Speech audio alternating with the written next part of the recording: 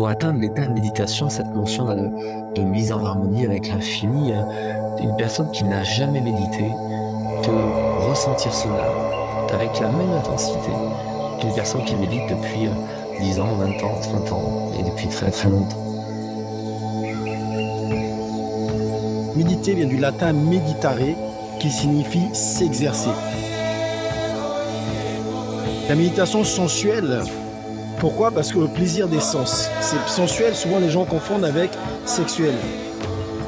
Et donc, pour la première fois, on a une technique de méditation qui met en avant le plaisir des sens. Cet héritage, en fait, cet enseignement qui est amené par Raël et qui est amené par cette civilisation qui a créé l'humanité. Au fil des années, son enseignement est allé de plus en plus profondément sur ce qu'est la méditation. Il nous a expliqué en fait comment fonctionne notre cerveau et comment on peut l'utiliser vraiment. Ce qu'il nous explique, c'est qu'en fait, on a ce cerveau qui est en permanence en ébullition et à l'intérieur, il y a un tout petit groupe de neurones qui sont constitués notamment de la première cellule qui a été constituée. Ça n'existe nulle part ailleurs en termes d'enseignement. Mais cette explication que l'on a à l'intérieur de nous, un circuit unique, avec une cellule, la cellule initiale unique, qui est notre moi intime et qui est complètement chantée tout le temps que l'on pense. Et quand on arrête de penser, quand on arrête ce circuit infernal de pensée, on lui laisse la place de s'épanouir, de se connecter à ce petit réseau de neurones. Et c'est là où on atteint ce niveau de connexion avec l'univers, ce sentiment qu'il n'y a pas de séparation qui est décrit par tous les gens qui font de la méditation. C'est vraiment l'outil par excellence qui permet de sortir de cette souffrance, torture mentale, qui en fait sont des enseignements des Elohim, de ces gens qui nous ont créés.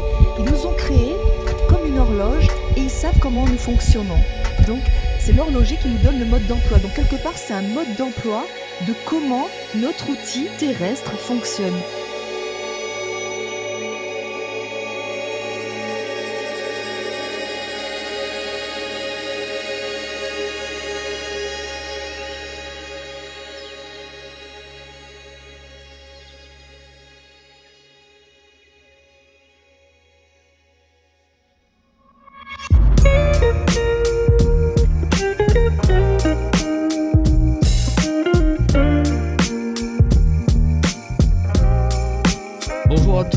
Bonjour à tous et bienvenue dans ce nouvel épisode de la Vision Raélienne. C'est vraiment un vrai plaisir de nous retrouver, de vous retrouver, ceux qui nous écoutent, et puis de nous retrouver, Brigitte, Guillaume, Princesse. Bonjour à tous. Bonjour. Et à toutes. Salut à toi, Xavier. Salut. Hello, Xavier. Bon, on vous rappelle le principe de la vision raélienne. On est là pour se retrouver. Et encore une fois, merci à tous ceux qui nous suivent fidèlement. Franchement, ça nous fait chaud au cœur. Aujourd'hui, ce sera la méditation. Mais juste avant, ce qui est sympa avec cette vision raélienne, c'est qu'on retrouve Brigitte au Mexique, Guillaume en Afrique et Princesse en France. Brigitte au Mexique, comment ça va en Amérique du Nord, en Amérique centrale? Quelles sont les nouvelles ces derniers temps là? Je vous rappelle, on enregistre cette émission, nous sommes le 26 avril. Nous sommes le vendredi 26 avril. Et Brigitte, ces derniers temps, qu'est-ce qui t'a touché particulièrement? Ce qui m'a touchée, non, c'est pas très mexicain en fait. Ouais. En fait, mais je réfléchissais, qu'est-ce que je pourrais partager de ce qui m'a touchée? J'avais deux points. En fait, le premier, c'était cette semaine, je pense. Je parlais de Mark Zuckerberg, le fondateur de Facebook, right? Non pas qu'on est très content de Facebook, il y a plein de problèmes sur cette plateforme et tout, même si on l'utilise quand même pas mal.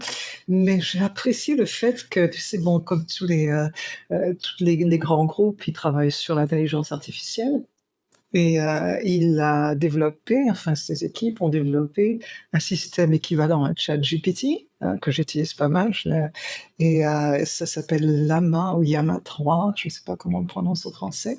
Et il a décidé de le faire open source, donc d'avoir la programmation disponible pour tout le monde. Et ça, je trouve que ça, c'est fondamental pour le futur de l'intelligence artificielle. C'est que, quelles que soient les programmations qui sont développées quelque part, elles peuvent être disponibles ailleurs. C'est la meilleure façon, en fait, d'éviter qu'il y ait comment dire, un groupe ou quel que soit politique ou des intérêts financiers qui contrôlent complètement ça. Donc je trouve que c'est une démarche extraordinaire. J'avoue que ça m'a touchée. L'autre point que je trouve intéressant, c'est Aubrey de Grey, j'en parle souvent. C'est un des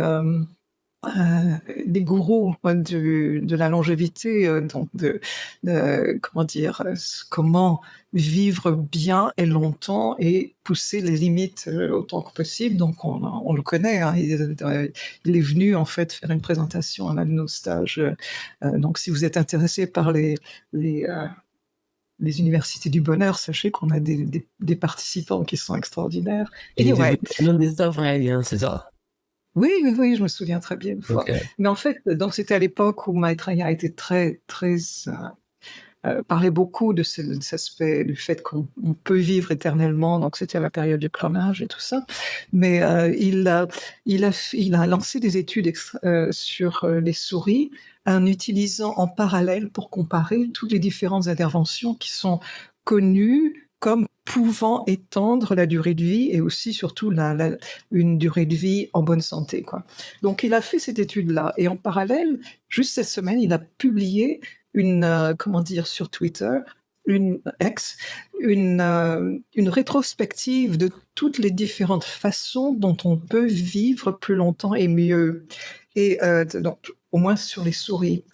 Et ce qui vient en tête, c'est la restriction calorique, c'est le jeûne, et qui n'a jamais été battu jusqu'à présent. Donc l'étude date de 1986, hein, et c'est toujours en tête de toutes les interventions possibles. Il y a plein d'autres choses, les hormones de croissance, et puis maintenant il y a des molécules comme rapamycine et tout, rapamycine en français ou des choses du genre, mais le jeûne est toujours en tête. Et il faut se rappeler quand même que ça fait partie des enseignements de Raël dès 1975. Les premiers stages, c'est il faut jeûner pour vivre bien.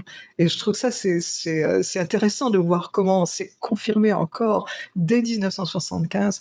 Maitreya nous donnait les informations dont on avait besoin.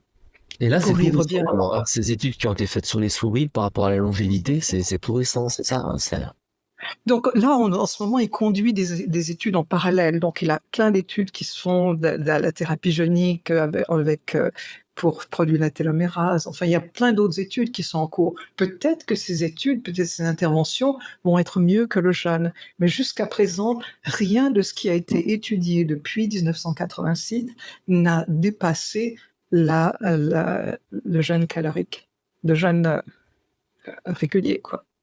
Ben, C'est super. fantastique, non? Confirmation, renseignement. Donc, On a il reste un verre d'eau, quoi. C'est ça. Ouais, voilà, un verre d'eau. On a tous un autre petit verre d'eau. Guillaume, toi, t'es en Afrique. Hein, donc on en discutait, là, c'est tombé, là, il y a un ou deux jours, là, le président du Portugal, tu peux nous en dire un peu plus là par rapport à ces prises de position par rapport au passé esclavagiste des pays occidentaux. Oui, c'est Alex, extraordinaire. c'est tombé. Marcelo Rebelo de Sousa, si je prononce bien son nom, qui le 23 avril dernier déclarait dans une discussion avec des journalistes qu'il estime que le Portugal doit dédommager les colonies pour les méfaits qu'il a commis auprès donc des pays qu'il a colonisés. Il y en a un certain nombre, hein. C'est plusieurs millions de personnes qui ont été déportées, des gens massacrés, enfin bon, spoliés de leurs biens.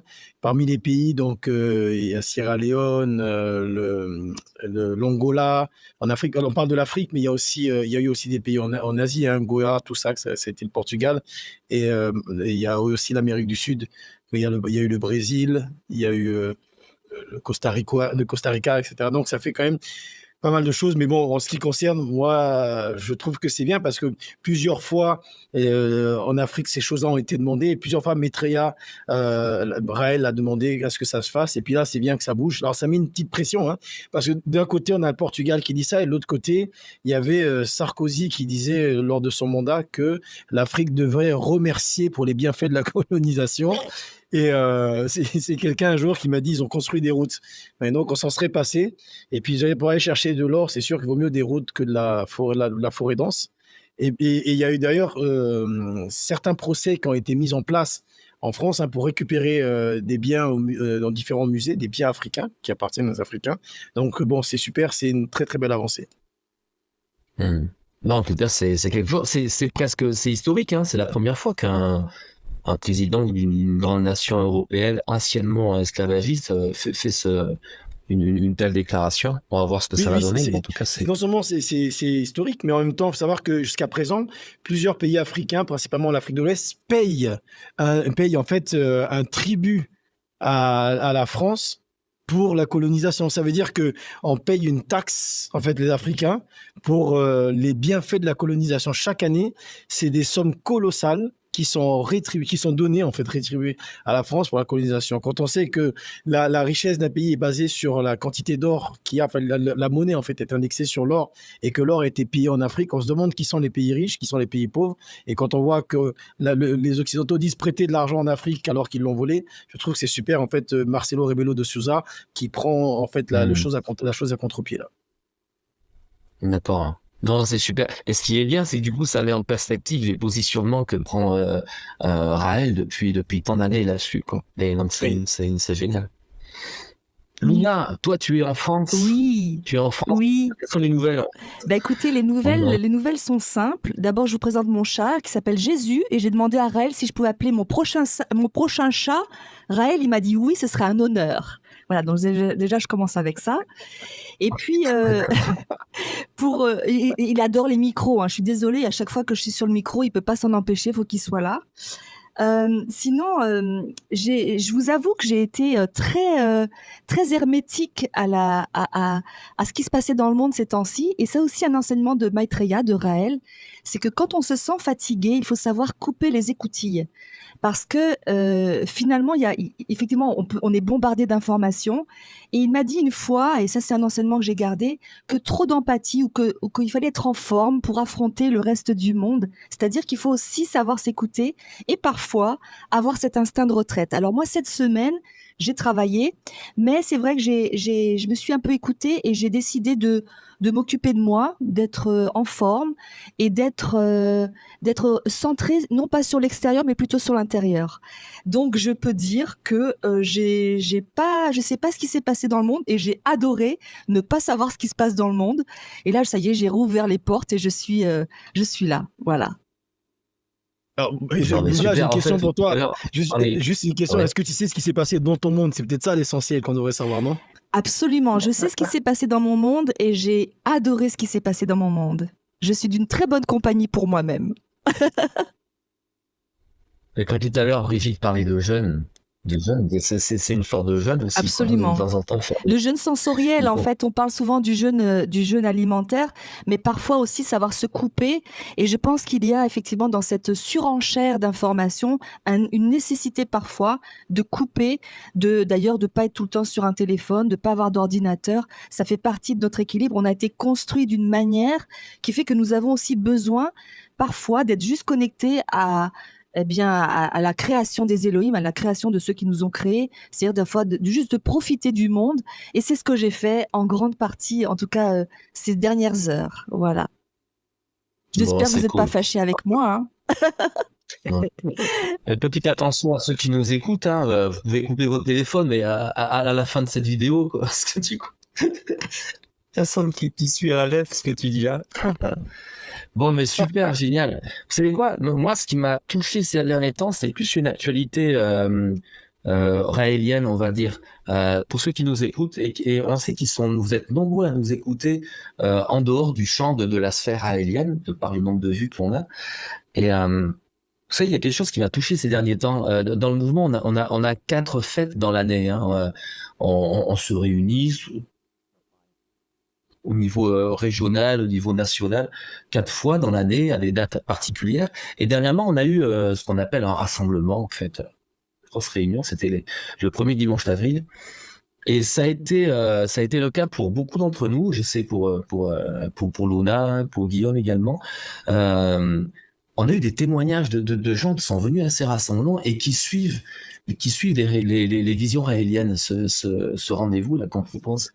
Et vraiment, merci pour vos retours. Si vous nous écoutez, si vous reconnaissez là, en nous écoutant aujourd'hui, merci parce que ça nous a fait énormément plaisir. Et on sait que ce programme, vous appréciez ce programme, surtout par rapport au fait qu'en fait, vous l'avez compris, on n'est pas là pour donner la leçon ou quoi que ce soit. On est là pour échanger entre nous, encore une fois, donner notre avis, tout simplement.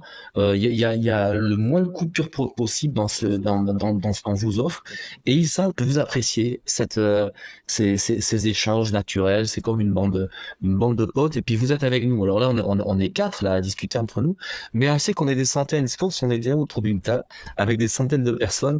Et encore une fois, merci vraiment pour votre fidélité. Et puis n'hésitez pas à partager, à liker, à partager ces rendez-vous qu'on vous propose. C'est vraiment un vrai plaisir. Je vais rajouter quelque chose. C'est par rapport à cet aspect qui est très important, c'est que là, on est sur du virtuel, on va dire, de l'ordinateur. Et c'est bien, hein, c'est un super outil.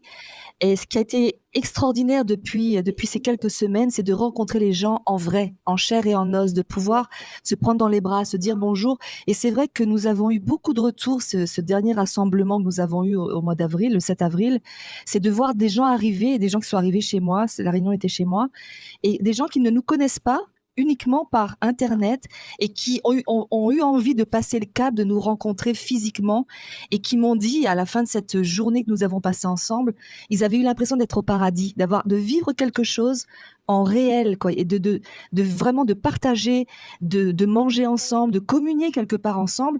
Et cet aspect, il est important. Nous avons besoin, effectivement, d'avoir des informations, mais aussi de se toucher. Nous sommes une religion qui prône la sensualité, le toucher, le goûter, le fait de sentir des odeurs, de partager des sons, ou du silence parfois. Et ça a été vraiment, on a vu le avant et le après ces dernières semaines, de voir que les gens ont envie de nous rencontrer, alors que ça fait certains des années qu'ils nous connaissaient. Et là, ils ont franchi le cap. Et ils ont pris le courage à deux mains pour nous rencontrer vraiment. Et ça a été vraiment des moments merveilleux. Donc, merci ceux qui se reconnaîtront dans ce que je suis en train de dire là. Ça a été vraiment des super moments, des vraies rencontres. Voilà. Et vous êtes nombreux, on le sait, vous êtes nombreux à nous suivre, vous êtes nombreux même à reconnaître la philosophie raélienne.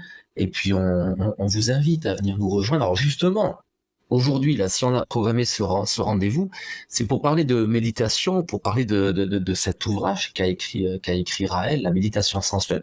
Pourquoi? Parce que nous sommes au mois d'avril et très bientôt auront lieu ce qu'on appelle, alors vous l'avez vu, hein, dans les différents reportages, que ce soit sur Internet, dans les télévisions, dans les plateformes, ces fameux stages raéliens, qu'on appelle stages de méditation, stages d'éveil, qui ont lieu chaque année. En Europe, il aura lieu début août, ce sera en Italie. Il y en a un qui va avoir lieu également en Afrique. Guillaume, je sais plus quand est-ce qu'il a lieu en Afrique, c'est au mois d'août également. Oui, c'est au mois d'août également. Ah, c'est ça. Il y en aura un qui aura lieu également au Canada. Enfin, en tout cas, ces fameux stages, les stages raéliens, où en fait, il est enseigné la méditation, en particulier la méditation sensuelle, tous ces outils, en fait, cet héritage, en fait, cet enseignement qui est amené par Raël et qui est amené par cette civilisation qui a créé l'humanité. Donc là, on vous renvoie aux différents sites internet et on va en parler. On va en parler pour quelque part vulgariser tout ça, l'expliquer, le mettre en perspective et puis donner envie. Alors, je sais pas, on n'a pas trop décidé encore un ordre, mais Brigitte, si tu avais à nous faire voyager quoi, par rapport à la méditation, à nous mettre en perspective cette notion, qu'est-ce que tu auras envie de nous partager? Il y a fermer les yeux. Bon. En fait, je rebondis sur ce que tu disais. Ça fait partie des stages, mais ça fait partie des stages depuis les premiers stages. Hein. De la même façon qu'il y avait le jeûne qui était enseigné dès 1975, la méditation faisait partie de ça. Et ce qui est intéressant, c'est qu'à l'époque, la méditation n'était pas du tout connue, enfin au mainstream, c'était très ésotérique, ça faisait partie des philosophies orientales, ça n'était absolument pas reparti. Aujourd'hui, je dirais que probablement une majorité de la population a entendu parler de méditation, non pas qu'elle pratique la méditation, mais au moins ils en ont entendu parler. C'est pas quelque chose qui est ésotérique. Et maintenant, je pense qu'il y a des gens qui font du yoga, un peu de méditation, il y a plein d'avenues. Donc, il a été pionnier dans ce sens-là en Europe ou dans le monde occidental. Mais ce qu'il a, je veux dire, au fil des années, donc la méditation sensuelle est aussi très unique. C'est comment dire, l'utilisation de ses sens, etc. Mais il apporte, et je voulais en fait donner une vision unique parce que au fil des années, son enseignement est allé de plus en plus profondément sur ce qu'est la méditation. Et c'est pas juste, ok, vous arrêtez de penser. Il nous a expliqué en fait comment fonctionne notre cerveau et comment on peut l'utiliser vraiment. Hein. Bon, aujourd'hui, là maintenant, on a une moyenne de 45 pensées par minute. C'est énorme, hein, 45 000 pensées par minute du moment où on se réveille jusqu'à ce qu'on s'endorme. Et des fois même, bien ça nous réveille. 45 par minute, ça fait presque une par seconde, quoi. Pardon? Ça fait presque une par seconde. C'est ça, hein, c'est énorme. C'est presque une par seconde. Certains, c'est une par seconde, ouais. Je pense qu'on ne peut pas avoir plus de 7 par seconde dans la théorie. Anyway, donc c'est un cerveau qui est à 99, parfois à 100% dans la pensée, dans les émotions, et en loop, et parfois on est entre 6 000 et 60 000 pensées par jour. Ça veut dire que si tu as 6 000, ça veut dire que tu restes dans un circuit très obsessionnel en fait, c'est donc 60 000. Anyway, ce qui nous explique, c'est qu'en fait on a ce cerveau qui est en permanence en ébullition et à l'intérieur, il y a un tout petit groupe de neurones qui sont constitués notamment de la première cellule qui a été constituée. Ça n'existe nulle part ailleurs en termes d'enseignement. Hein, donc on a toutes les études qui montrent que par l'enseignement, on augmente les neurotransmitters, des neurotransmetteurs de type sérotonine, dopamine, oxytocine, anandamine, qui est la source du bonheur. C'est mesuré, c'est publié, on voit qu'on peut refaire les circuits du cerveau. C'est-à-dire que si tu en es obsession dans la dépression, ce sont des connexions physiques qui peuvent se détacher et on peut refaire la connexion du bonheur. Tout ça, c'est des enseignements au fil des années de Maitreya qui sont aussi démontrés, mesurables, avec des before and after, des avant et après méditation. Donc ça, c'est bien établi. Mais cette explication que l'on a à l'intérieur de nous, un circuit unique, avec une cellule, la cellule initiale unique, qui est notre moi intime et qui est complètement chanté tout le temps que l'on pense. Et quand on arrête de penser, quand on arrête ce circuit infernal de pensée, on lui laisse la place de s'épanouir et de se connecter à ce petit réseau de neurones. Et c'est là où on atteint ce niveau de connexion avec l'univers, ce sentiment qu'il n'y a pas de séparation qui est décrite par tous les gens qui font de la méditation et qui donc c'est ouvrir la porte à une cellule à l'intérieur de notre cerveau, un petit réseau de cellules à l'intérieur de notre cerveau qui est là pour exister dans le bonheur, qui est notre raison d'être initiale. Donc ça, ce sont les explications. Il faut aller au stage pour entendre ça. Et c'est bien mieux développé que ce que je pourrais faire ici en 5 minutes. Et ça, c'est vraiment unique dans son enseignement. Donc, je suis tout ce qui est publié, etc., pour voir quand est-ce qu'on va trouver un jour ce petit réseau de neurones qui va pouvoir confirmer tout ce que Maitreya nous enseigne. Mais c'est fabuleux. Ce sur quoi tu portes l'attention, Brigitte, à ce petit réseau de neurones et puis cette notion-là qui s'entretient, comme tu dis, par la non-pensée, est-ce que c'est ce qu'on voit? Parce que dans les productions raéliennes, on entend souvent parler de, c'est pas évident peut-être pour les gens qui ne connaissent pas de supraconscience, tout ça. Est-ce que c'est ça ce qu'on C'est ça. appelle la supraconscience? C'est la supraconscience telle que Maître l'a décrit physiquement. La supraconscience, c'est l'état au-dessus de la conscience, dont tu te vois être sans avoir toutes ces pensées qui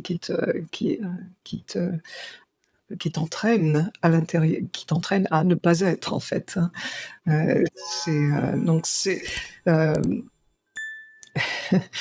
ça peut, quand on utilise des termes être un, etc., paraît ésotérique. Maître Égal les rend ces explications, ce concept en fait, le rend physique, de la même façon que la méditation est sensuelle et physique. Il nous l'enseigne, c'est-à-dire qu'on goûte, on est complètement imprégné de ce que l'on ressent, et ça va nourrir notre cerveau et nourrir ce petit centre qui est unique, parce que à l'intérieur de cette supraconscience, il y a un ADN vierge, unique, qui est le nôtre, et qui dicte la façon dont chacun de nos sens peut percevoir. C'est-à-dire que ma perception des rayons de soleil qui sont sur moi là en ce moment va être différente de celle que vous ressentez. Absolument tout ce que l'on perçoit est unique en fonction de la façon, de cet ADN qui est là et qui est conservé à l'intérieur d'un endroit, préservé à l'intérieur du cerveau. Donc ça, c'est ma compréhension de son enseignement. Mais bon, bien évidemment, il faut l'entendre, il faut le vivre, il faut le pratiquer pendant les semaines ou du moins la semaine d'université du bonheur. Et comme tu dis, il faut le vivre, le pratiquer. Et pour ceux qui nous écoutent, peut-être une dernière question, Brigitte, par rapport à ce sujet. Toi, qu'est-ce que ça change en fait? Qu'est-ce que ça a changé dans ta vie? Qu'est-ce que ça change dans ta vie de tous les jours, quoi? Peut-être cette notion, quoi, là. Je pense que c'est essentiel aujourd'hui pour mon hygiène. C'est de la même façon que le jeûne est essentiel, je dirais la méditation, démarrer la journée comme ça, c'est introduire c'est se prendre une douche de neurotransmetteurs du bonheur et qui vont rester dans le corps actifs pendant presque toute la journée. Et si tu recommences à la fin de la journée de te refaire une douche, et tu peux faire. Il m'arrive parfois en fait d'avoir une accumulation d'avoir trop de stimulation, de voir trop de gens, de parler, d'avoir géré plein de choses. J'ai cette habitude, ok, je ressens là qu'il faut que j'arrête. Je me prends 5 minutes, je vais dans mon bureau, je ferme la porte et je vais en méditation. Quelques minutes. Et là, je suis capable à nouveau de faire face.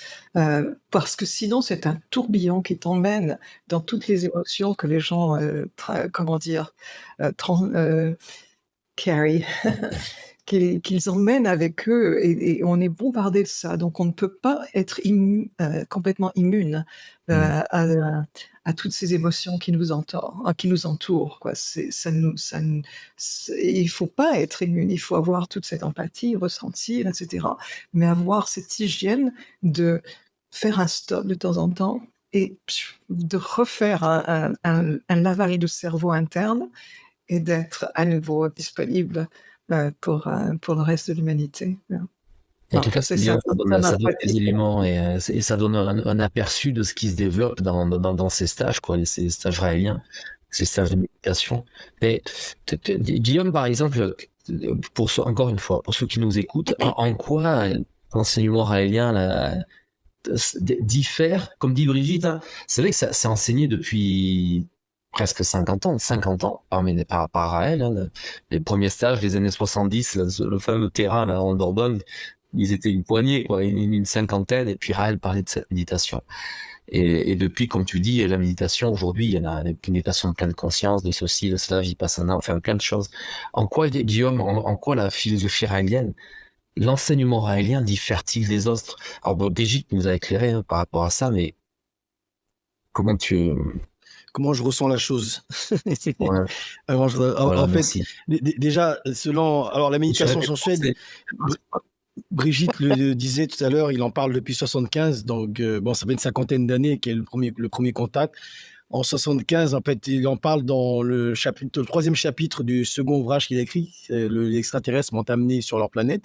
Le chapitre s'appelle Les Clés, et donc en page 108 de l'édition parue sur Amazon, et il y a le chapitre sur la méditation sensuelle. Il y a aussi, mais il en parle un petit peu déjà, tu vois, à la page, enfin bref, ouais, 84, je crois, quand il parle de l'éducation, de l'épanouissement.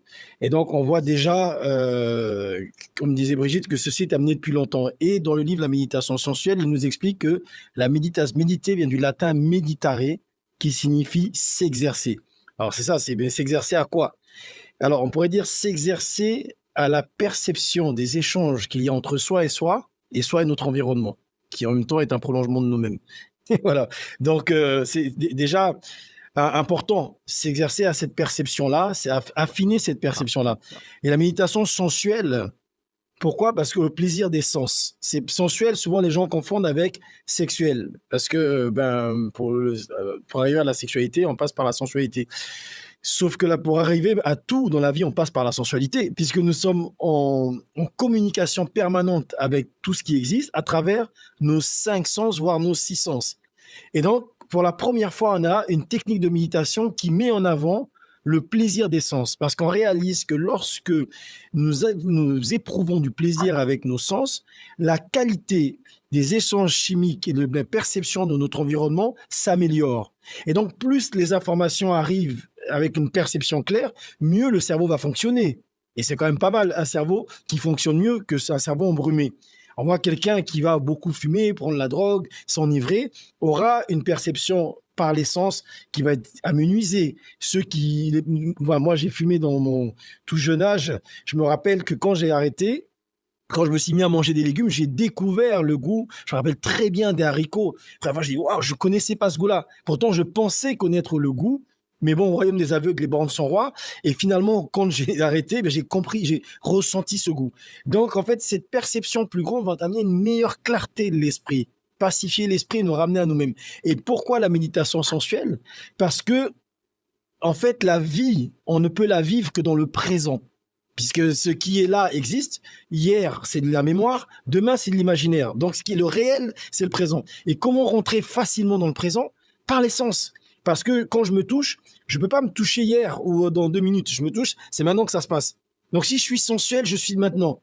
Quand je regarde si je suis sensuel, c'est-à-dire si je suis pleinement conscient pour éprouver du plaisir, je suis maintenant. Si j'écoute et que je suis pleinement conscient pour éprouver du plaisir, et non pas si je suis dans le sensoriel, c'est-à-dire que mes sens sont juste là pour éviter un accident, je peux être ailleurs, hein, si c'est juste là pour réagir à un accident. Mais si je veux vraiment prendre du plaisir, je suis maintenant. Et c'est ça la force de la méditation sensuelle qui amène, pour moi, la technique la plus puissante pour rentrer dans le présent et être vivant et être connecté à cette vie. Mais mieux que ça, il nous amène aussi une notion qui est fondamentale, qui est celle de l'infini, justement, qui est directement reliée à cette méditation sensuelle.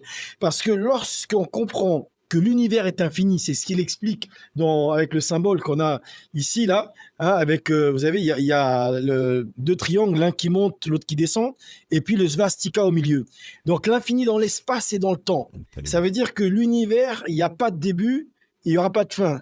Bon, on dit, ouais, mais le début du début. Notre cerveau est borné, on va mettre un début et une fin. Mais pour très facilement, ceux qui on a tous été un peu à l'école, on a fait des mathématiques, on nous a appris 0, -1, -2, -3, -4, on voit tous qu'on ne pourra jamais arrêter, on peut toujours en rajouter. Et pareil au plus. Donc l'univers, c'est comme ça dans le temps.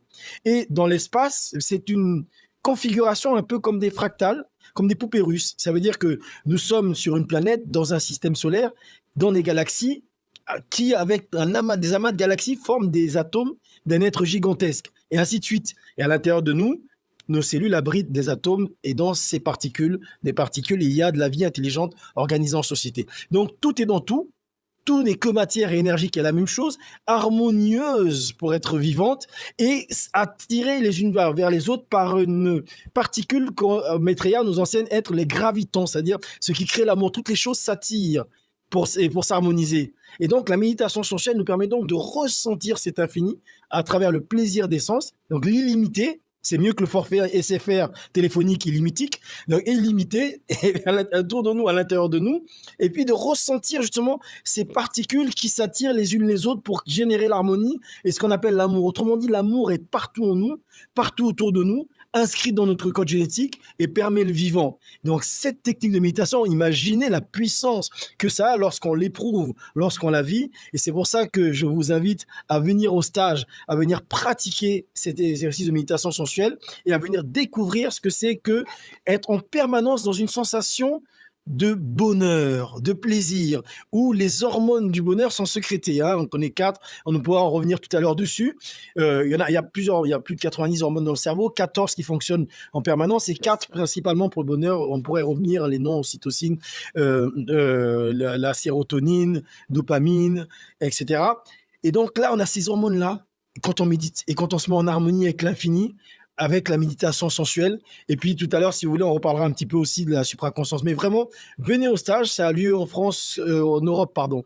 Ça aura lieu en Italie cette année pour l'Europe du 3 au 11 août. Vous pouvez aller sur rael.org et vous inscrire. Ça aura lieu en Afrique, au Kama, dans la même période à peu près. Tout est sur le site rael.org, on disait au Québec, même au Japon, si vous voulez directement recevoir l'enseignement de Raël lui-même, si vous voulez. Ce sera au mois de décembre, si je ne m'abuse. En tout cas, voilà pour moi ce que c'est que la méditation sensuelle et ça m'apporte ce qu'on appelle un orgasme cosmique. C'est-à-dire que même boire de l'eau devient un orgasme cosmique quand on le fait en méditant.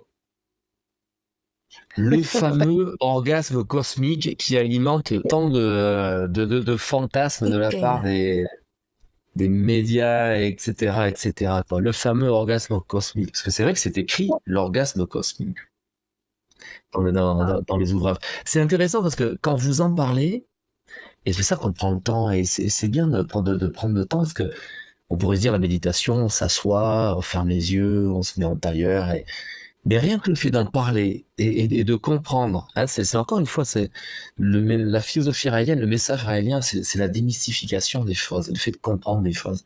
Et quand vous en parlez, quand on parle Brigitte, Guillaume, on va t'entendre, Luna, quand on en parle, en fait, c'est déjà une méditation en soi, parce que je me mets à la place des personnes qui connaissent pas, mais même ceux qui connaissent la méditation, comme nous, qui la pratiquons depuis des dizaines d'années, le fait de se le rappeler, ces mécanismes, la définition, tout ça, la mise en perspective, tout ça, ça nous met déjà dans un état de méditation, en fait, de conscience, parce qu'on comprend ce qui se passe, et du coup, comme tu disais, Guillaume, on se met en lien, et du coup, on est en lien avec l'instant, quoi. C'est beau. Je rappelle à tous ceux qui nous écoutent, allez sur raelmeditation.fr.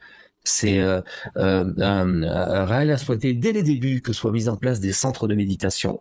Alors ces centres de méditation, ils existent, comme on vous l'a dit, hein, ils ont lieu chaque année en Europe, en Afrique et ailleurs. Mais on en a créé un sur Internet dont l'adresse est raelmeditation.fr. Vous avez des méditations en ligne, vous retrouvez des intervenants comme Guillaume qui expliquent les grands principes.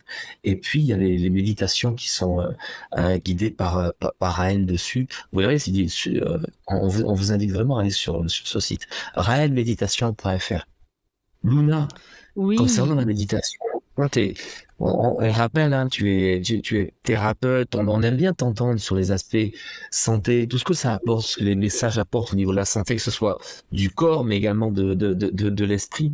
Qu'est-ce que tu souhaiterais partager à ceux qui nous écoutent par rapport à cet enseignement? Oui, je vais m'adresser surtout aux gens qui nous connaissent pas, sachant que quand je suis devenue raélienne, je n'avais que le premier message, je n'avais que le premier livre dans lequel il n'est pas question de méditation, et j'étais très surprise d'avoir quand j'ai lu le deuxième livre et que je suis arrivée au stage et j'ai lu le deuxième livre, de me rendre compte qu'il y avait cet aspect méditation. Moi, j'étais restée sur l'aspect démystification de toutes les religions, et je trouvais ça déjà, moi, c'est comme ça que je suis devenue raélienne. Vraiment, c'était cet aspect démystification, mais ça allait un cran au-dessus. C'est-à-dire que le fait de devenir raélienne et de sentir qu'il y avait derrière aussi quelque chose que je pouvais appliquer dans ma vie quotidienne, ces côtés pratiques et de démystification de comment mon horloge fonctionne, comment mon corps fonctionne.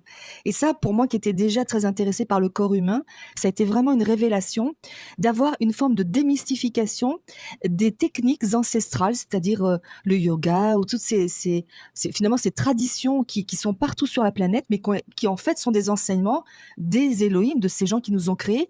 Ils nous ont créés comme une horloge et ils savent comment nous fonctionnons. Donc, c'est l'horloger qui nous donne le mode d'emploi. Donc, quelque part, c'est un mode d'emploi de comment notre outil terrestre fonctionne.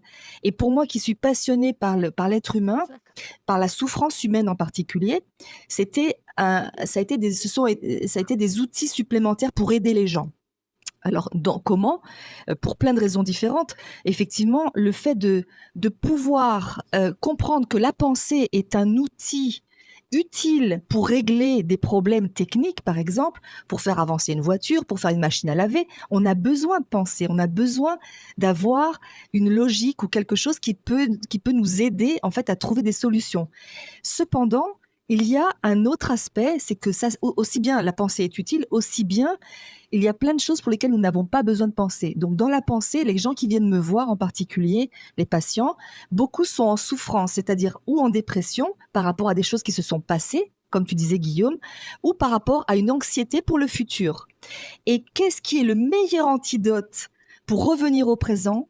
C'est le toucher. Ça veut dire qu'à partir du moment où je me connecte à une sensation physique, et c'est ce que je fais avec mes patients, à partir du moment où ils reprennent conscience de revenir dans la perception physique de leur corps, d'un seul coup, c'est l'antidote, ça fait stopper le cerveau. Autrement dit, c'est vraiment l'outil par excellence qui permet de sortir de cette souffrance, torture mentale et revenir à l'instant présent.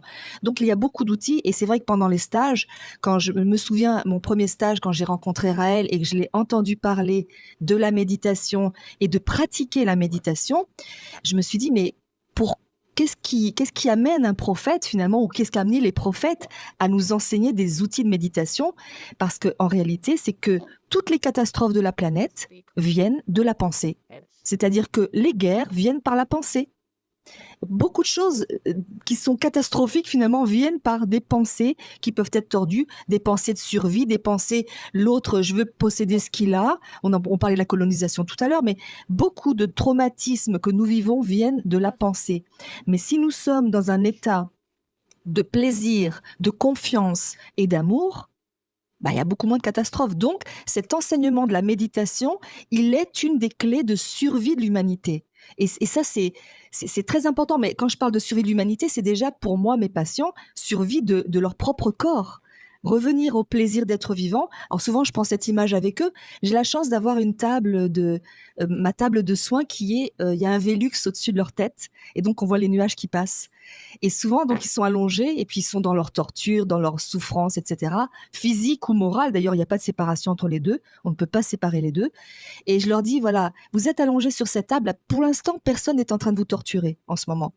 Donc, qu'est-ce qui vous empêche d'être heureux ici et maintenant, juste en regardant les nuages qui passent ? Et rien que ça, déjà, les personnes, d'un seul coup, descendent d'un cran. Donc, cet aspect, c'est comme si c'était un enseignement qu'ils vont pouvoir s'approprier et pratiquer au quotidien. Oui, ça, c'est vraiment Maitreya qui m'a appris comment des petits exemples, des petites choses concrètes peuvent faire que les personnes redeviennent autonomes sur leur état de bien-être. Et il nous a donné une tonne d'outils. J'ai répertorié, Brigitte, je ne sais pas si tu te souviens, on avait répertorié tous les conseils de santé que Maitreya, que Raël nous a donnés. Donc, ça s'appelle, j'ai appelé ça 1001 conseils de prophète. C'est pas publié, ça viendra peut-être un jour, mais vraiment, il nous a donné des outils qui, à l'époque d'ailleurs, étaient, je pense à la neuroplasticité, n'étaient pas du tout enseignés. Plein d'autres événements. Effectivement, on a parlé un jour de tout ce qui était le microbiote. On n'en parlait pas dans les années 70. Et puis lui, il m'en a parlé, il nous en a parlé. Tellement de choses. Donc là, on a une somme d'outils et puis pendant les stages que nous vivons, effectivement, on va mettre en pratique d'une manière très simple, des choses très simples, démystifiées, dénuées de tout mysticisme. des choses, des explications. Pourquoi la vibration sonore, par exemple, quand on fait un home, pourquoi ça nous fait du bien? Parce que ça vient titiller une glande dans le cerveau qui va libérer des endorphines. Toutes ces explications rationnelles qui n'enlèvent pas la beauté et le charme de ce qui se passe dans notre corps, mais qui l'expliquent. Et surtout qui nous rendent autonomes en tant qu'être humain pour retrouver ce bonheur. Donc ça, c'est vraiment passionnant et vraiment, je pense il y a un besoin, même s'il y a beaucoup de méditations différentes, mais la spécificité que nous avons, c'est que dans nos stages, il y a des gens qui ne sont pas raéliens qui viennent parce que justement, il n'y a pas de Dieu, il n'y a pas de... Vous voyez, il y a pas tout ça puisqu'on ne croit pas en Dieu. Nous sommes une religion athée. Donc, nous offrons un enseignement qui est accessible pour toutes les personnes. Moi, j'ai beaucoup d'amis qui ne sont pas raéliens et qui pratiquent des exercices de méditation sensuelle parce qu'ils sentent qu'il n'y a pas derrière un désir de raccrocher ou de, vous voyez, il y a pas ça. C'est nous les maîtres. Nous sommes les maîtres de nous-mêmes et nous pratiquons comme nous voulons, au moment où on veut. Donc, il y a tellement de choses à dire. Je vais être brève, mais je crois que c'est vraiment passionnant et surtout, nous sommes rendus à une époque où nous avons besoin de cette survie, de sortir de ce stress du futur et du stress du passé pour revenir au présent et puis vivre. C'est ce bonheur, en fait, c'est ce bonheur à vivre qui va amener cet amour. On ne peut que déborder quand on est heureux, on ne peut que déborder d'amour pour les autres, on peut avoir cette générosité de donner et c'est dans ça que l'enseignement de Raël, il est aussi merveilleux. Il nous donne, il nous remplit, si bien on ne peut que déborder de cet amour et de ce bien-être et de ce plaisir, et ça rejaillit sur les autres. Et puis, quand un patient vient me voir, j'ai toujours, je travaille sur vous, mais ça va travailler sur toute votre famille, sur vos enfants, sur vos... Oui, parce qu'on va partir... Évidemment, ça influence toute la société. Donc, on a cet effet comme ça de bien-être général, chacun à notre niveau, humblement. Mais avec l'enseignement de Maitreya, c'est décuplé, c'est d'une puissance, c'est une bombe atomique d'amour, quoi. C'est extraordinaire. Voilà ce que j'avais envie de partager. En tout cas, c'est... Oui. C'est intéressant ce que nous dit Luna, parce que surtout comme tu dis que pas besoin de reconnaître, d'être raélien pour venir à ces stages qui sont dispensés chaque année pour apprendre et puis vivre cet enseignement sur la méditation. Et souvent, tu parles de tes personnes, ça, pour ceux qui nous écoutent et qui te connaissent pas, il faut rappeler que tu exerces, tu es thérapeute, tu exerces la fasciathérapie, tu es kinésithérapeute, ostéopathe. Donc, c'est dans ce cadre-là, dans ton cadre professionnel, que tu reçois ces patients. Et non, ces clients. Ces patients, absolument, qui sont patients. Bon, il y a plein de choses, comme tu dis, on pourrait passer... Ouais, juste un mot qui est bien, c'est que souvent quand on va chez le médecin, il faut attendre. Et là, on se dit, mais on comprend pourquoi on s'appelle des patients. Ouais, c'est ça, des patients, ouais. On se rend compte qu'il y a beaucoup de choses. Cet enseignement de la méditation qui est enseigné depuis la nuit des temps. Moi-même, personnellement, j'ai souvent fait des stages qu'on appelle des stages Vipassana, cette méditation qui nous vient d'Asie, mais il n'y a pas toute cette partie sensualité que développait Guillaume. C'est vraiment la coupure, les sens n'y sont pas comme c'est vraiment le stop, mais c'est très bon également, c'est très très bon quoi ces enseignements. Mais c'est vrai que on est d'accord à chaque fois quand les Elohim, cette civilisation qui a créé la vie sur Terre, a envoyé des messagers, ils apportaient cet enseignement, la méditation mise à jour quelque part, quoi. Et là, quelque part, ce qu'amène Raël, c'est la dernière mise à jour, démystifier. Et puis Brigitte, merci pour tous ces rappels là, par rapport à la science. Donc il y a ça, il y a les prophètes, il y a souvent, alors pour ceux qui suivent les actualités raéliennes, il y a ce qu'on appelle, ce qui se fait partout sur la planète, c'est ces fameux méditations pour la paix. Ça aussi, un peu, je sais pas qui veut en parler, Guillaume ou Brigitte ou Nav. C'est quoi ces méditations pour la paix qu'on entend, qu'on voit souvent. C'est quelque chose qui est mis en avant parce que ça se fait sur toute la planète. En quoi méditer peut-il influer, avoir une influence sur la paix dans le monde? C'est pas Brigitte?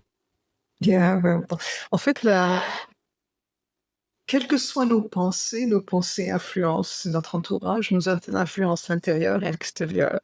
Donc, ce que Maitreya a initié il y a quelques années, c'était de méditer ensemble, c'est-à-dire d'avoir ensemble la même pensée d'amour qui est broadcast, qui est envoyée à l'extérieur pour influencer le reste de la planète. Donc ça, c'est un des phénomènes qui est connu, c'est-à-dire quelles que soient les pensées que l'on développe dans notre cerveau, on va émettre des ondes qui vont être particulières. Donc, si on a des pensées de colère, il va y avoir des ondes de colère qui vont affecter les gens autour de nous. C'est la même chose avec la tristesse ou la dépression. Hein. Être à côté de quelqu'un dépressif, c'est naturellement le corps va se mettre, les gens qui l'entourent vont avoir une vibration qui va les conduire à ce genre à une dépression hein, aussi. Donc en fait, nos pensées influencent l'extérieur de façon certaine. Et si un cerveau peut influencer d'autres cerveaux, plusieurs cerveaux qui pensent la même chose ensemble vont être encore beaucoup plus puissants. Et Maitreyi explique en fait que c'est une multiplication. C'est pas une multiplication, ça a un effet exponentiel. C'est-à-dire que plus on est 4 cerveaux ensemble, ça va pas avoir l'effet de 4 cerveaux, mais peut-être de 16. Donc c'est dans ce sens-là que la démultiplication est énorme. Et donc son objectif, c'est d'avoir autant de personnes que possible qui méditent et visualisent la paix sur le monde, sur la Terre, ensemble à la même heure. Et ça a un effet qui est mesurable. Il y a eu des études. Peut-être que je suis sûre que Guillaume va avoir une référence par rapport à ça. Des études qui montrent en fait l'influence sur l'extérieur d'un groupe de personnes qui pensent ensemble ou qui méditent ensemble. Et en fait, c'est ce qu'on ressent quand on est au stage et qu'on médite ensemble. C'est encore beaucoup plus puissant que si on médite tout seul dans son coin. D'où l'importance de l'expérience. C'est fou parce que cette méditation, on se rend compte, ça touche tout un aspect individuel, mais du coup collectif et le fait d'être ensemble. Quand tu penses à ça, ça me fait penser à toutes ces dernières découvertes sur les arbres dans les forêts, pas les arbres qui communiquent les uns les autres. On pensait que chacun était indépendant jusqu'à maintenant et la science nous révèle qu'en fait, tout est en interaction et par rapport à nos sociétés, nous les êtres humains, les uns les autres, on est tous en interaction et que nos pensées influencent. Guillaume, par rapport à ça, tout à l'heure, tu parlais également tu voulais développer, Guillaume, ces notions d'hormones, tout ça, mais qu'est-ce que tu as envie de nous dire par rapport à tout ça? En fait, ce que ça m'inspire, alors les hormones, là, c'est plus que ça, en fait. Parce que, quel est le lien, en fait? Et justement, ça permet de comprendre comment ça fonctionne un petit peu, ces hormones. Quel est le lien entre la vie créée par une civilisation extraterrestre et la méditation? C'est vrai, on pourrait se dire, bon, extraterrestres, voilà. Ben, ils ont créé la vie sur la Terre. La vie, ils nous disent, c'est une banalité dans l'univers. Pour le créer, devient un jour la possibilité de devenir créateur, comme lui-même a été créé, s'il ne s'autodétruit pas avec son agressivité. C'est-à-dire qu'on arrive à un moment donné à un carrefour, il faut choisir. En 1945, nous sommes rentrés dans l'ère de la science. On a malheureusement commencé avec un gros boom avec Hiroshima et Nagasaki. La première bombe atomique explose et donc on tue un nombre faramineux de personnes au même moment, des innocents qui meurent. Donc là, on commence à montrer que non, on va vers l'autodestruction avec la science, alors que nous pourrions aller vers l'autoconstruction, ce qu'on essaie de faire. Et donc, toutes les humanités ont ce développement-là. Mais si on regarde l'humanité, elle a commencé par être d'abord barbare. À l'époque, la majorité, parce que l'humanité n'est que l'addition des individus qui la composent. C'est important de le comprendre. Donc, ça veut dire que la façon dont les cerveaux fonctionnent de chaque individu, additionné à les autres, ça va créer un comportement, une attitude collective. Donc, l'histoire de l'humanité. Et donc, le cerveau était barbare. Donc, il y avait cette humanité barbare qui ne faisait que s'écharper, qu'aller chercher le territoire de l'autre par la force. Au passage, on prenait une femme par les cheveux, on égorgeait l'enfant, et ainsi des barbares. Moi, j'aurais pas aimé vivre à l'époque où ils ont crucifié Jésus, et ni avant, ni un petit peu, ni beaucoup après. Et petit à petit, on s'est développé. Et à force de ça, d'un moment, dans notre abrutissement, on se dit, mais quand même, on peut faire mieux. Donc, on essaie d'organiser la société un petit peu mieux. Et donc, on a modifié notre environnement pour plus de confort. Et donc, on a commencé à réfléchir. Donc, on est passé à une autre étape, celle de la réflexion avec l'arrivée de la technologie, de l'industrialisation. Et puis, on est rentré dans une ère scientifique où on réfléchit grâce à des outils de plus en plus vite. On comprend, on passe de la réflexion à la compréhension. Et donc, on commence à maîtriser notre environnement, à prendre du recul, à disséquer plutôt que de réagir brutalement. Et maintenant, on développe aussi à côté de ça une autre facette qui est importante. Tout ça a toujours existé, hein, mais c'était plus l'un ou l'autre. La dernière facette, c'est l'art, beaucoup plus de culture. On crée des budgets pour la culture, on crée un ministère de la culture. Ça veut dire qu'on pense à s'évader, on crée les congés payés où l'humanité pense à on va arrêter de travailler, on va penser à être, à ne rien faire, à s'épanouir, à faire l'amour, à rire, à chanter des chansons, à jouer de la guitare, ce qui n'était pas une priorité avant. Vous voyez, aujourd'hui, ça peut même devenir un métier et valorisant, même cuisiner, faire de l'art. Et on va vers une civilisation qui, grâce aux technologies, va cesser de travailler, va même cesser de réfléchir, puisque l'IA va réfléchir à notre place. Donc, il restera qu'une chose. Si vous n'êtes omnibulé que par le travail et la pensée, ben, vous allez vous faire suer, pour utiliser un mot correct, et ne pas savoir quoi être. Parce que il faut mieux être que faire quand on n'a rien à faire. Et donc, c'est faire le parallèle avec ce qui se passe dans le cerveau.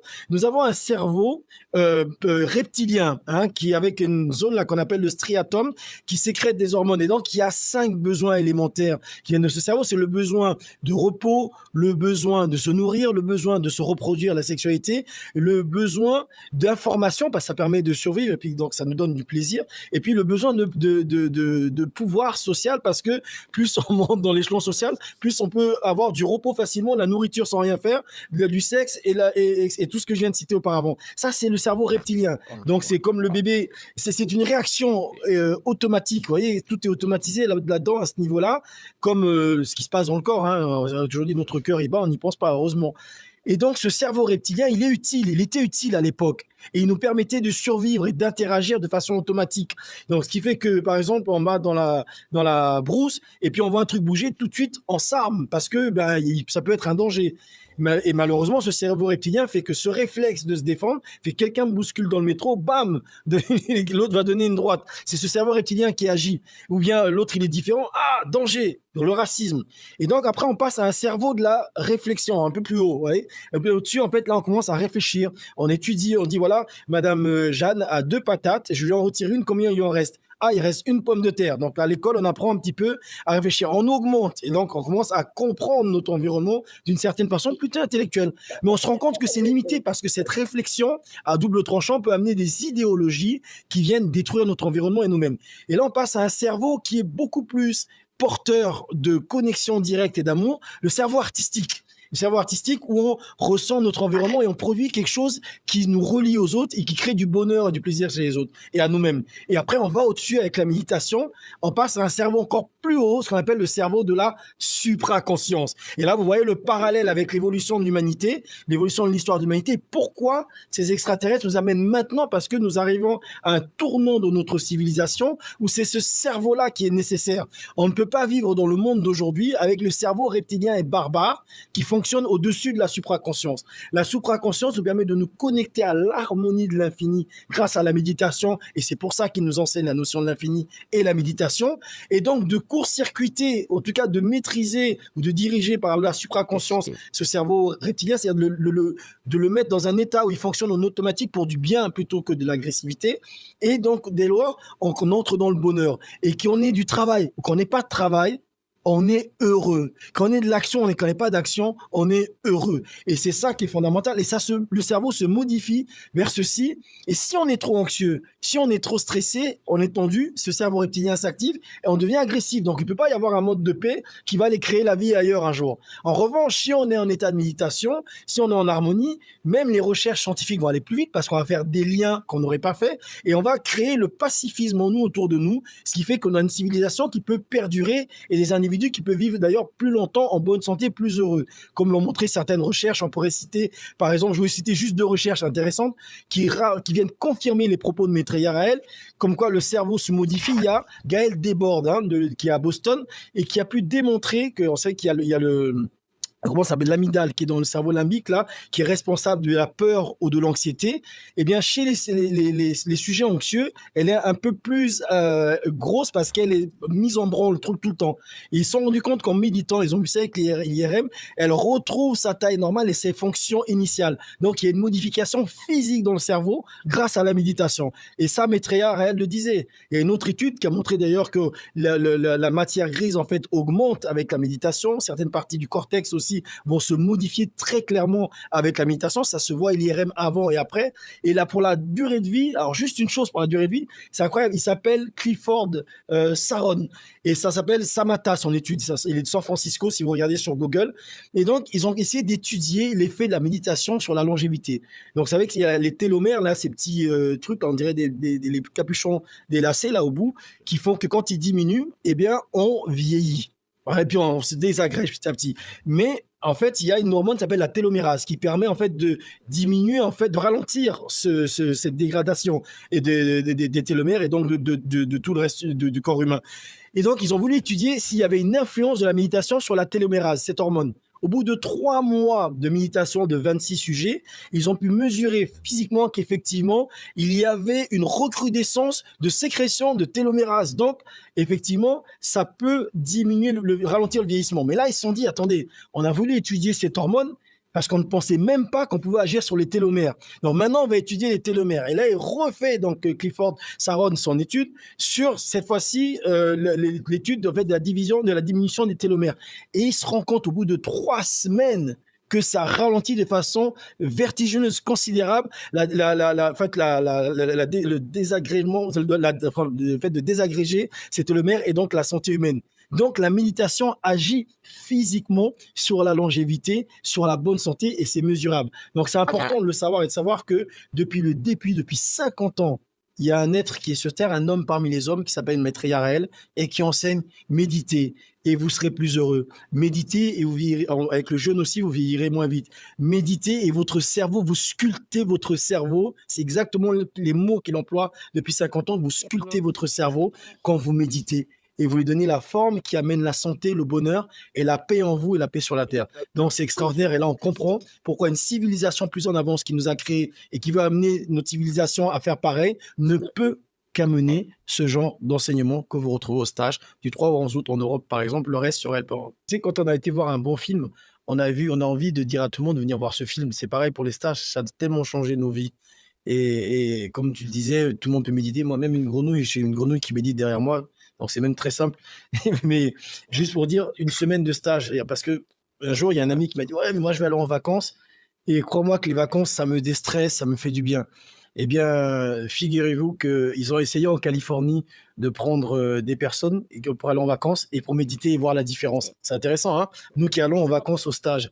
Donc, 6 jours, comme les stages. 94 personnes de 30 à 60 ans et ils ont prélevé en fait tous les marqueurs génétiques, 20 000 gènes, du sang, etc. pour vérifier ce qui s'est passé. Eh bien, il y avait un groupe qui méditait depuis longtemps, un groupe qui était débutant, comme tu viens de le dire, Xavier, et un groupe qui méditait, qui avait jamais médité. Et du coup, il y a une partie du groupe des personnes qui étaient qu'en vacances et les 2 autres parties, ceux qui étaient expérimentés et ceux non, qui méditaient et qui suivaient des cours de développement personnel aussi, comme on fait au stage. Et bien à la fin, en relevant les prises de sang, ça, avant et après, en regardant dans les gènes, et bien ceux qui ont fait le développement personnel et la méditation avaient une durée du bonheur qui s'étalait beaucoup plus longtemps sur plusieurs mois, 6 mois environ.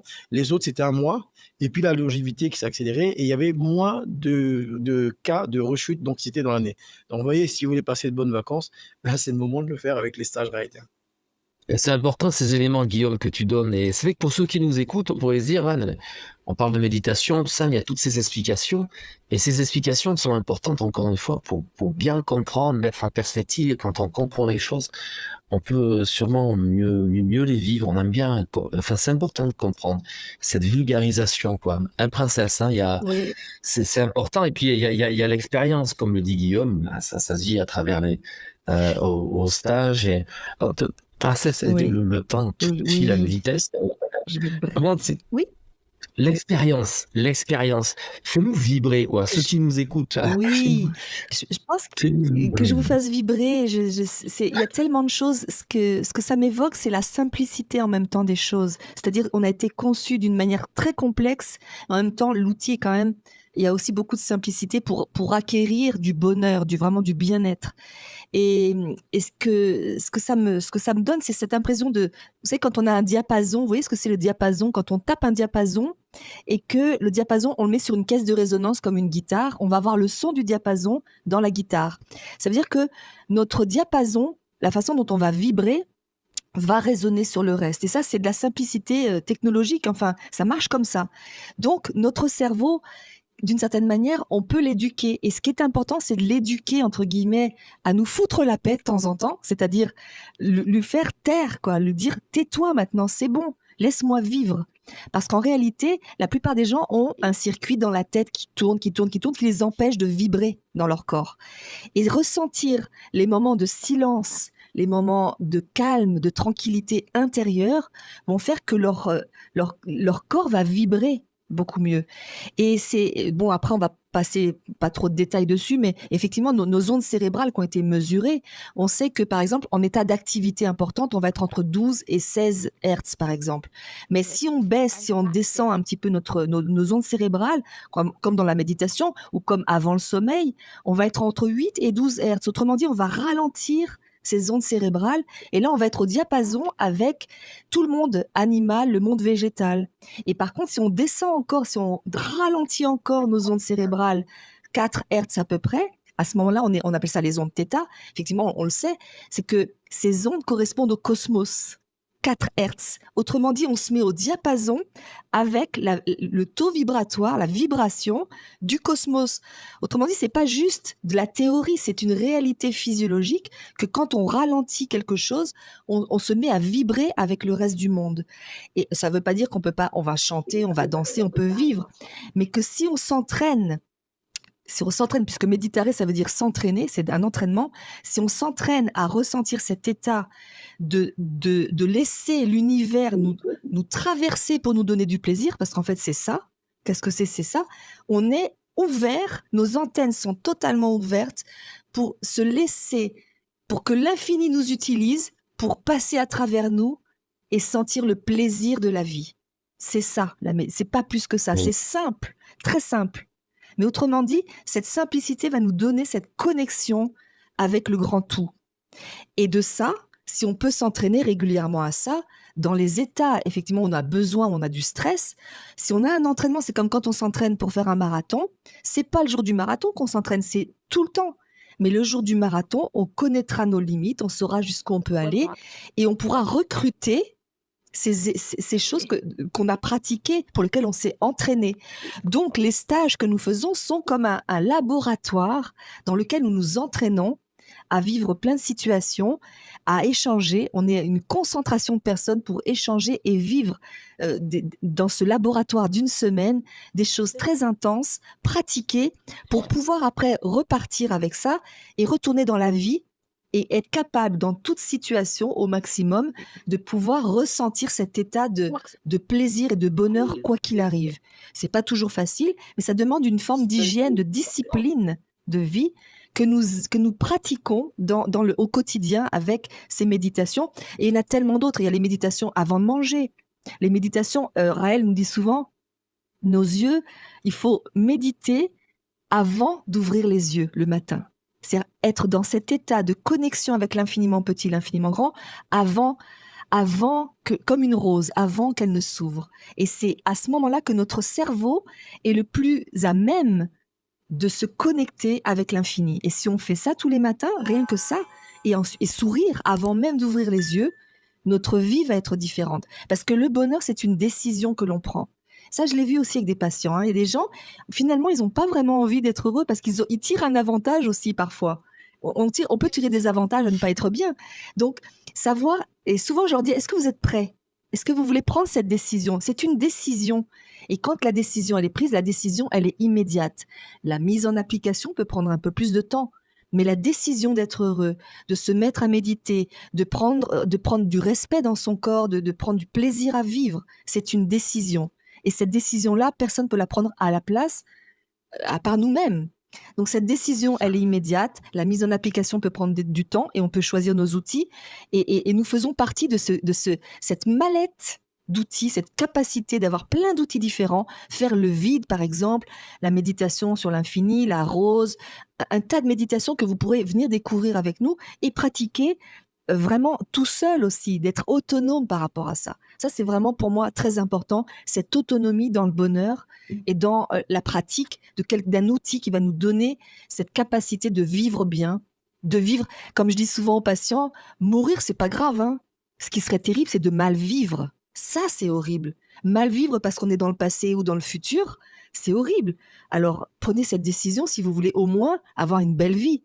C'est tout, quoi. C'est tellement simple.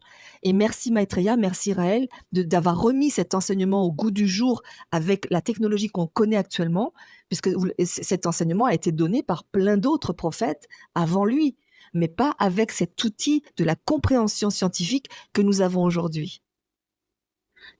En tout cas, merci, hein, merci Princesse. Cette notion de simplicité, elle est tellement importante. Et merci à Brigitte, Guillaume, Princesse, hein, pour ces mises en perspective et quelque part cet échantillon qu'on a donné de ce qui se développe au stage. Alors là, on a fait, il y a eu des explications, hein, des mises en perspective, mais encore une fois, l'expérience est importante et on vous invite vraiment là, tout de suite là, si vous voulez, à aller sur ce site Raël Méditation, raelméditation.fr, où dessus, dans ce site, hein, ce sont des pages qui défilent, vous avez des méditations en ligne et vous pouvez directement pratiquer une des méditations fondatrices, mais une méditation principale que l'on appelle la mise en harmonie avec l'infini, que Guillaume développait un petit peu tout à l'heure, face à cette notion de cette capacité que l'être humain a de se connecter à ce qu'il compose, à ce qu'il entoure. On vous invite vraiment à pratiquer, là, c'est à la portée de tous. Ce qui est intéressant dans ce que vous avez dit également, c'est qu'en fait, c'est vraiment à la portée de tous. Pas besoin d'être des grands méditants de plus de 20 ans ou 30 ans d'expérience ou d'avoir jamais fait de méditation. C'est vraiment à la portée de tous. Et je crois même me rappeler un des enseignements de Raël par rapport à ça. Pour atteindre l'état de méditation, cette notion de mise en harmonie avec l'infini, une personne qui n'a jamais médité peut ressentir cela avec la même intensité qu'une personne qui médite depuis 10 ans, 20 ans, 30 ans, et depuis très très longtemps, quoi. Donc, n'hésitez pas, inscrivez-vous à ces stages raéliens. Pour s'inscrire, il faut aller sur rael.org, hein, je crois. Et puis encore une fois, ce site raelméditation.fr. C'était une vraie méditation, presque 7 heures qu'on a vécu. Hein, c'était une vraie méditation. On aurait pu guider une méditation, on aurait pu vous accompagner dans une méditation. Mais on va s'arrêter là pour aujourd'hui. Merci encore pour votre fidélité, pour votre écoute. Et à très bientôt. Et merci Brigitte, merci Luna et Guillaume. Et à très très bientôt.